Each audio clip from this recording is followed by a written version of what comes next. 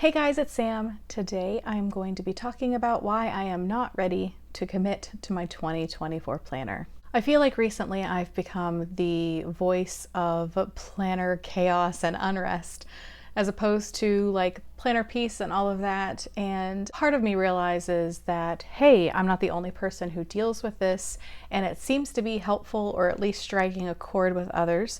So I feel like I'm not alone. But at the same time, I wish that I could tell a different story because I want better for all of us than the planner unrest and chaos that we seem to find ourselves in so frequently these days. But today I'm going to talk to you about why I haven't done anything. Usually at this point of the year, I have done a setup of my Hobonichi, which specifically seems to be the most popular for people who are trying to put out content, especially on YouTube. Everybody's looking at in September, towards the end of September, for the Hobonichi setups. First we get excited about the launch, and then we get excited about the unboxings, and then we get excited about what's the person going to do with the Hobonichi for the year. And so I feel like as a content creator, you're kind of like, this is my window for people to be watching this video, and if you don't get it to it in that amount of time, then you're going to be missing out on views. But I just had to let that go because it just didn't feel right to me. And I really do just try to do what feels right to me. And some years I feel really, really excited about Hobonichi and want to get it set up, not just for this is when people are going to be looking for this, but because I'm so excited that I want to set it up. But as the years have gone by, I just feel like the waters have gotten so muddy, and it's really hard for me to like get my bearings on what a successful planning year will look like. And I know that there are so many counter arguments to that. Putting things away, not having as many things, just don't buy anything. I get that all of those things are available, but that's not how my personality seems to like to handle all of that. And so I have a few things, more than a few things here, that have either been good for me in the past, or I have hoped they would be good for me going into 2024. This isn't all of the planners that I have purchased for the year. I do have two sizes of the sterling ink, I believe the Passport and then the Hobonichi Weeks size that are coming. But I'm like trying to force myself not to buy anything else. I've been very tempted with like the standard TN, but I don't like string. So far, I have been able to keep myself from adding that to an already like bloated planner choice lineup for the next year. So I just wanted to go over a couple of the things that have caused me to not commit to my planner for 2024. And the first one is the obvious, that there are too many choices. And I've talked about this so much before. Am I very happy that the planner community is popular and that other people are out there making businesses and, providing for their families? Yes, I think that it's always good to have options. We're not all the same. Different things work for us more than another thing, and it's always good to have competition. But for people like me who struggle with making decisions, or not so much the making the decisions, because it's very easy for me to go to a website, find an item, hit checkout, and then not really worry about that part of it. Like, it eases my anxiety to have the decision made. But then when the items start coming in the mail, then I start to question, was that the right decision? Is this going to be the right thing for me? Is this planner going to be the one that causes me to not look at other planners or worry about what if something out there is better than this? So there's too many options, and there's the fear of missing out, and not like the fear of missing out where I feel like it's more about like fear of missing out because it's the popular thing at the moment. Because it's sometimes really easy for me. So everybody was like on the sterling ink bandwagon with the B6 size or whatever last year. Or was it this year? I don't know. But I looked at that and I was like, you know what? That is not for me. So I didn't feel any kind of pressure to like buy the thing of the moment because I knew that that wasn't for me. But the fear of missing out, that the next thing that you see is going to be the thing that works better than the thing that you struggled with this year. Like Hobonichi weeks. I have used this planner pretty consistently for years, and I have used this planner inconsistently also for years. And we're talking about, like, I think 2015 is the first time that I used a Hobonichi weeks. I have a huge pile of them. I'd love for it to be the planner that I use and only use. It does work for me in so many ways, but there are a couple of things about it that just make it somewhat of a chore to use it. I have very sentimental feelings about this planner. It kind of pulls at my heartstrings, and so part of me feels like I can't give this up because it's, like, in so many ways the one for me. But what if there was another thing that was very close to this? And this has, been very part of my decision-making process lately, because so many people have now offered dupes of this little planner. And so I'm like, okay, so it's the same size. It will fit in the covers that I love. If it's got different paper or different this or so many or. And I think, well, if I just tried this one variation of a planner that's almost perfect, what if it could be the perfect one? So it's never about FOMO, fear of missing out on what other people are choosing, but FOMO, what if this could be the one to fix the unrest that I have? And I feel like with most of the things that I have chosen, I went into all of these decisions thinking that this was going to be the thing to fix my unrest. Okay, so the other thing is that the timeline, in my opinion, is just too early. Maybe I'm remembering it incorrectly, but if my memory serves me right, I didn't start looking for planners until the end of the year. And so Hobonichi, before September hits, starts their whole, like, this is the preview. And I'm really looking at you, Hobonichi, in my mind for causing this problem. And I'm not saying it necessarily in a negative, like, I hate you, Hobonichi way, but like the fact that I have to think about it this soon. So you've already gone through how many planners this year, and you already are stressing about the choices that you have made, the money that you've wasted, or all of those things. And you've just made it to the summer, and now you're like, oh, looky here, in August, now I have to start seeing previews of choices that I have to make for next year. So you've already gotten decision-making fatigue for all of the things that you had to choose from leading up to that in the year, and how many things you had to start and restart because you can't keep one choice together for more than a half an hour. And now you have to start looking at things that make you think about the next year. And for me, like, there's excitement because I'm like, oh, what could possibly be coming this year that I'm going to fall in love with and not be able to say no to? And the other part is trepidation because I'm like, I have to think about what I'm going to choose for the next year, and I haven't even gotten my crap together yet for this year. And now here I am looking at new options all over again. And then you have, okay, well, I don't really feel ready to buy a planner for next year, but here I am on the 1st of September, definitely hitting the button on $100 or more purchase for something that I'm not even ready for yet. So the timeline is just way too early. And then you have the unboxing, and then you have the setups. And then once you set things up, then it's yours, right? I mean, for the most part.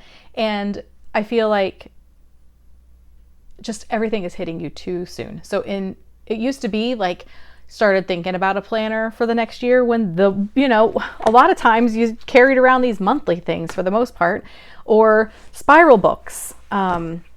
And you were like, okay, well, I'm getting to the end of my pages. This is a academic or whatever it's called planner, so it's not the same, but you get to the end and you're like, oh, here we are in November, and I'm starting to put sticky notes down for appointments that I'm making for the next year. Guess it's probably a good idea to go out and buy a new planner. And the ending of the year organically meant that you were going to look for a new planner. And then, of course, the ring planners have been around for a long time. And so you'd start running out of inserts, and they might be available a little bit earlier in the year for you to get your replacements. But still, because there weren't a lot of options out there, there weren't as many, oh, is this planner working for me or not? It was, yeah, this planner is working for me, and oh, look, the calendars for next year are in. I'm just going to buy them so that I have them. I'm going to set them aside, and then I'm going to pop them into my planner when the new year starts. and it wasn't as much of a thing. So I just don't remember this being as much of an issue before Hobonichi like really burst into the scene. And you really just have to think so much, or to make purchases because you feel like that's the release time, so you obviously have to choose right now. So for like this year, for instance, I was like, well, I mean, I have used the Hobonichi weeks the most consistently, probably besides rings, the most consistently I've used any planner has been the Hobonichi weeks. But, you know, then you're in the checkout process. And for me, as much as possible, I like to purchase mine straight from Hobonichi. And so you're in the checkout process and you know that you're going to be spending a lot of money on shipping. And so I'm like, well, what else should I be adding to my cart just in case? Because if I'm going to spend that much on shipping, I need to be sure of my selections. And then I'm like, oh, okay. So for this year in particular, I would have purchased an A6 because this year they're coming out with the A6 English version of this particular planner, which I like to bounce into. I'm not consistent with this one either, but I like it to be an option. So this year, this particular layout that has the timeline, that has the delineating line and the little check marks, this is going to be in an English version, but it's not available yet. So I was like, crap, well, I can't buy the A6 of this because it's not here yet. So what else would I do but buy a cousin? Why? Because some days I feel like I don't have enough room to like write all the things down. But in truth, I just don't. Part of me really likes a vertical layout, but part of me is like, it doesn't really work except for kind of like pretty planning. Like I'm at work for a chunk of time and I don't have like meetings that I want to write in my planner. And if I'm at work, obviously I'm not doing anything besides work during this time.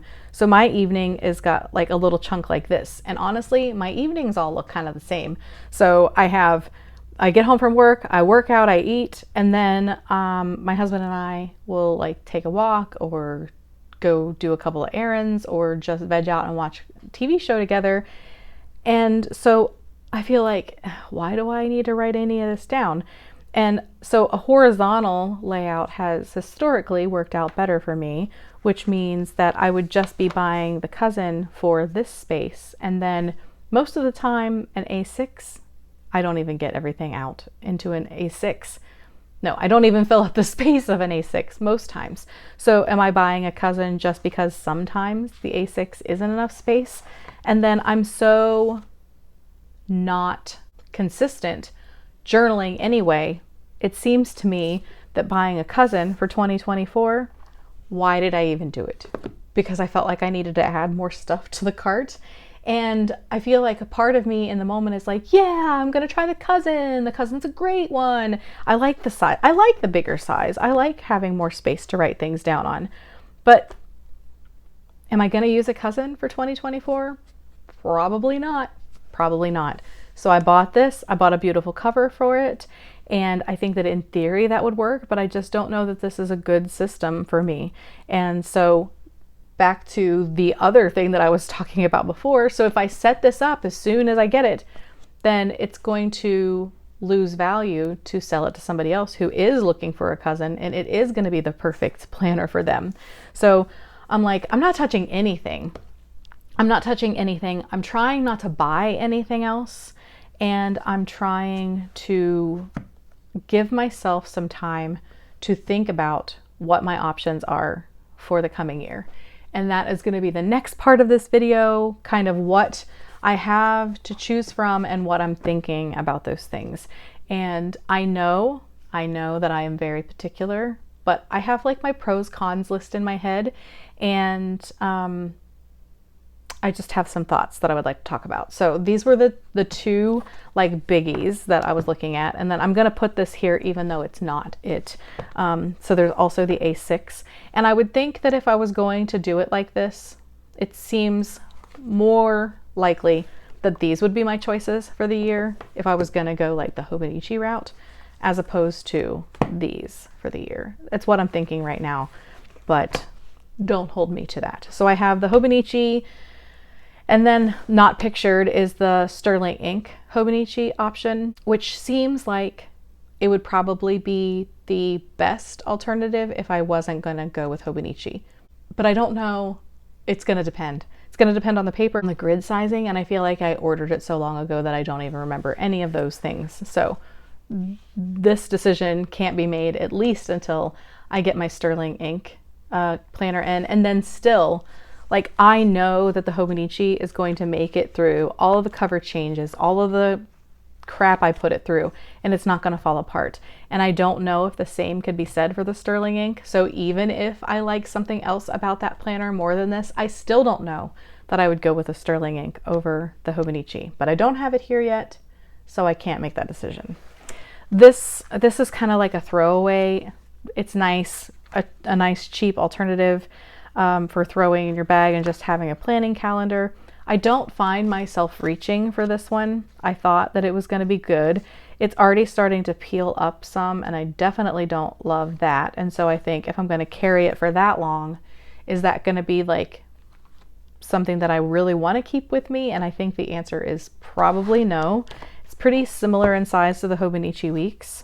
So if you had like some kind of like notebook or whatever that you could carry with it, you could get by and not have like a lot of bulk or a lot of weight if you put these two things together. But I'm going to put this in the no pile because, yeah, I don't think that that's going to be the one.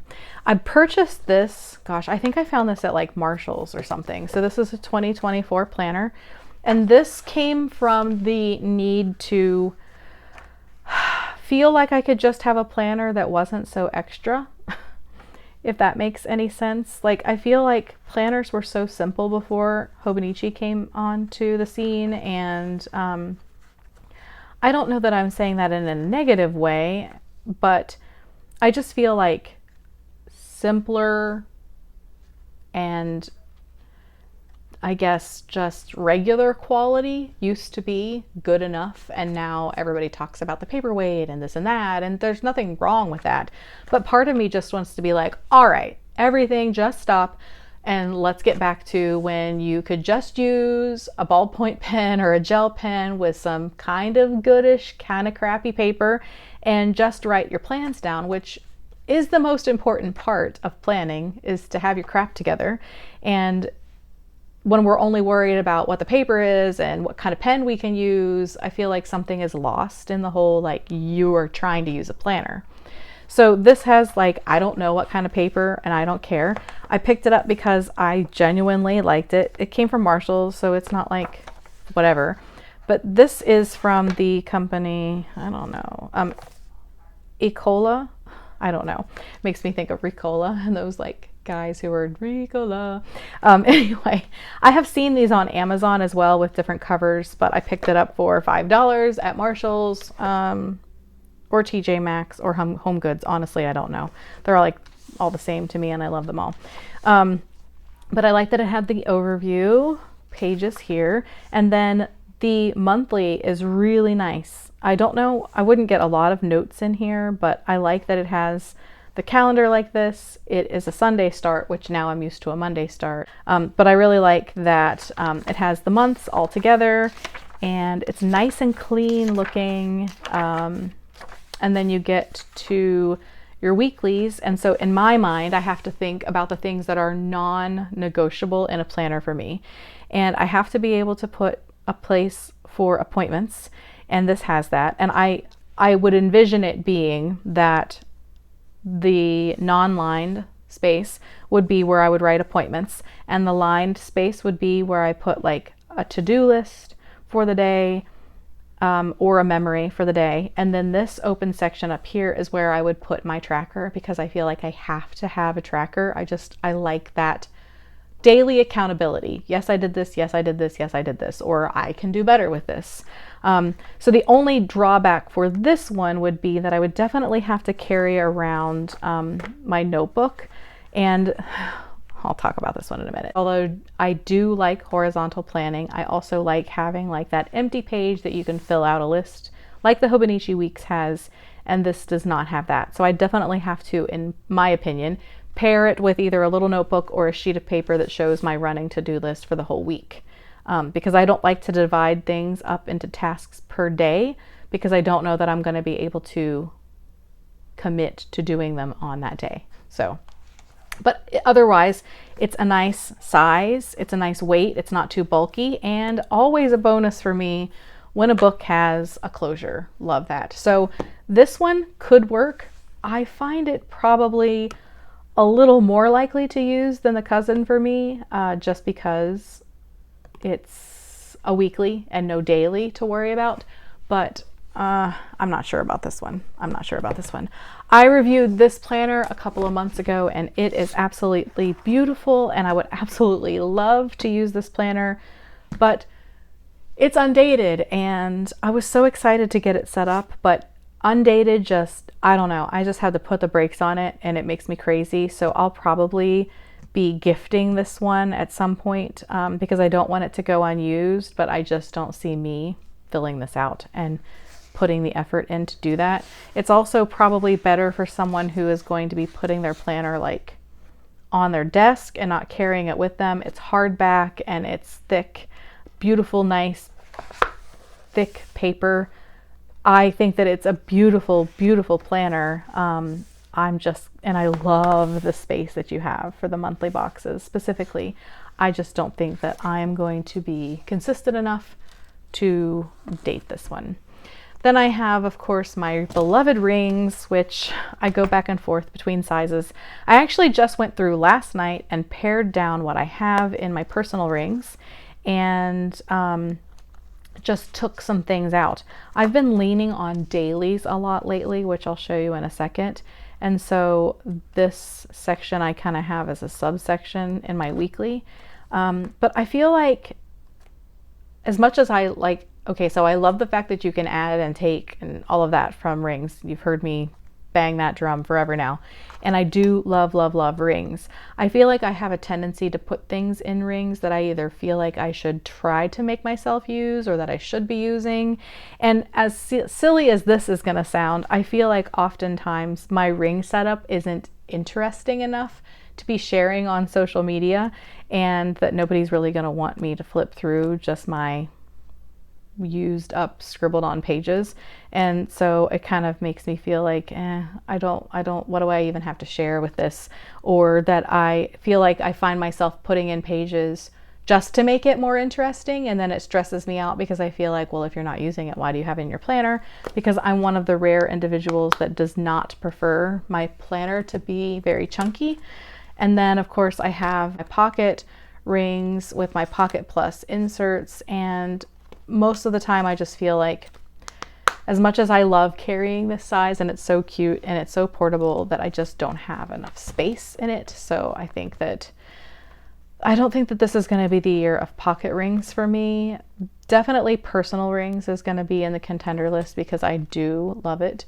But the kind of situation that I have found myself in recently, I think feels a little better right now. I don't know. I definitely go through swings of rings is the stuff, or I definitely want a bound book. And the last two options that I have here, this I got at Target and I started filling it out and it would work in theory. Like I said, it's the same as the other planner. It's just that I put my running to-do list on a sticky, which I thought would be super cool. I don't like coils.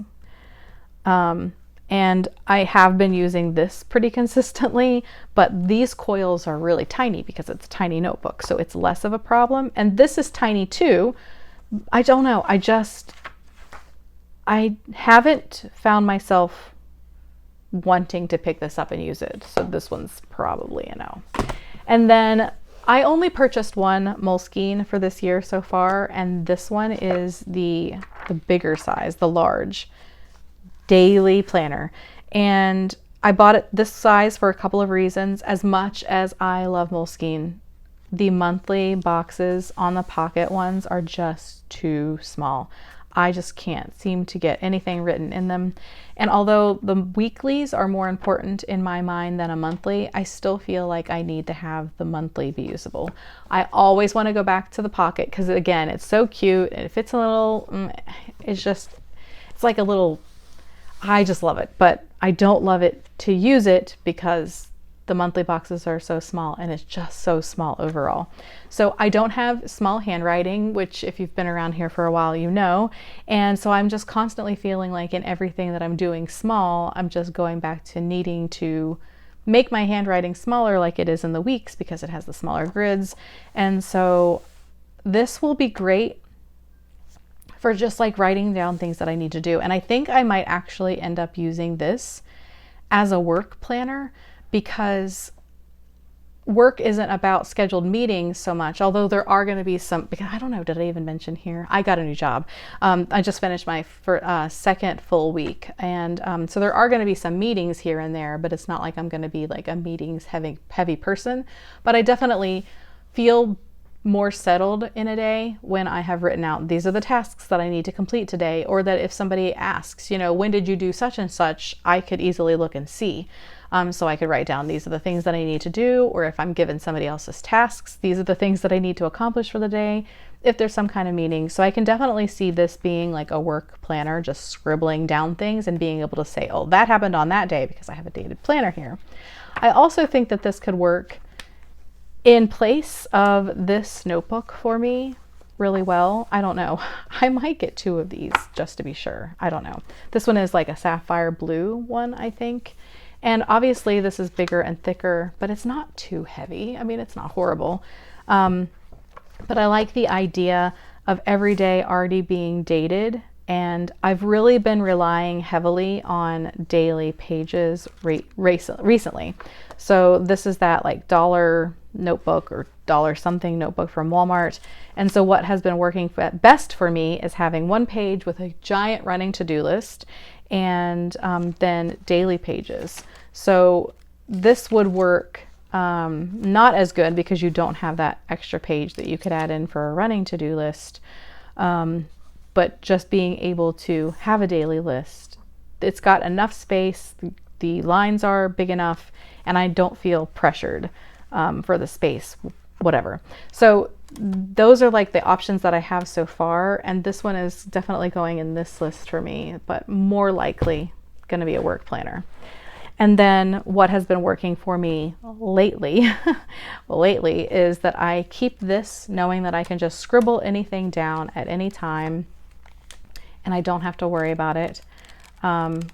Just getting the things out of your head, which is like the point of having a planner or a notebook with you anyway, right? You can just see I have this little cheap flag here that I put so that I could easily go back to my to-do list for the whole week there. And then I've been pairing that with my Hobonichi weeks. And yeah, oh, I just got this cover last night, so I haven't done anything with it. I was keeping myself from buying this for so long.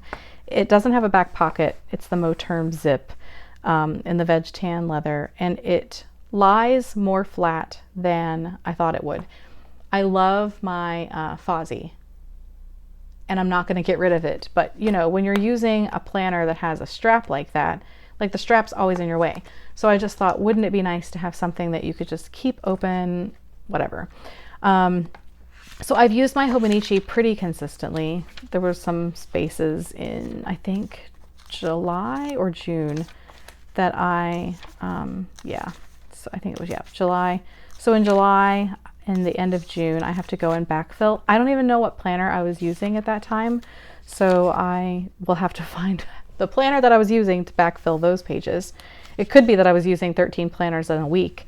You never know. But I'd like to like get it filled out. So generally what I have been doing is I put my tracker, I put my workouts, and I want to tell myself nicer things. So I'm going to try to concentrate instead of a running to-do list, because I don't want to have these things in both places. And since I mainly keep up with my Hobonichi weeks because I do love looking back through it, it's a good memory planner too. It's functional for both things. So I keep my appointments in here and I write down when I need to do things and where I have to be, and I can put my tracker here. But I do like to have a memory as well. So I don't need to have the to-do lists everywhere. So what I do at the beginning of the week is I'll put down where I need to be at what time on what day, and then I'll put down these trackers or whatever, which it's beautiful because you can change to that.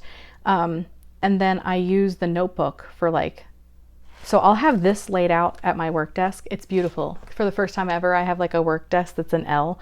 So I just like put this on the one side that I'm not working, and that way I can see any kind of whatever I have upcoming. And then I just have this janky notebook sitting out, and it's on that day.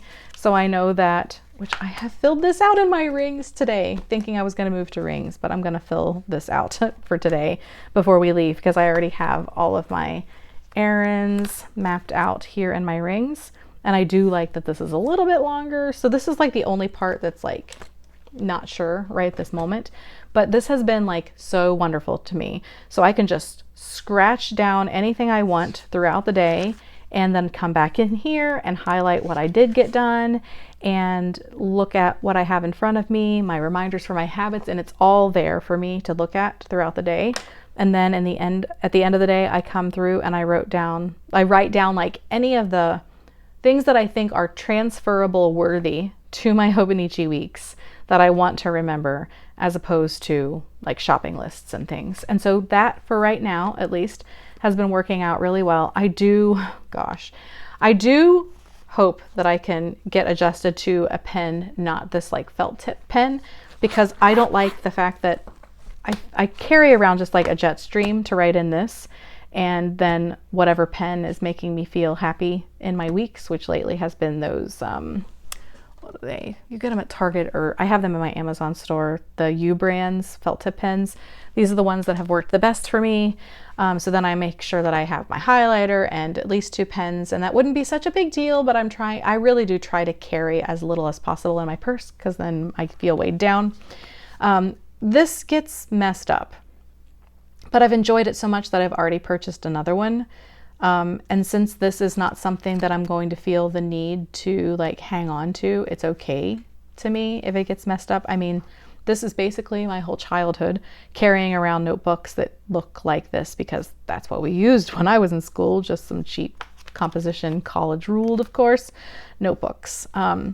So I guess it's more likely that this will be what I go with for next year, but why keep going with something that makes sense, right?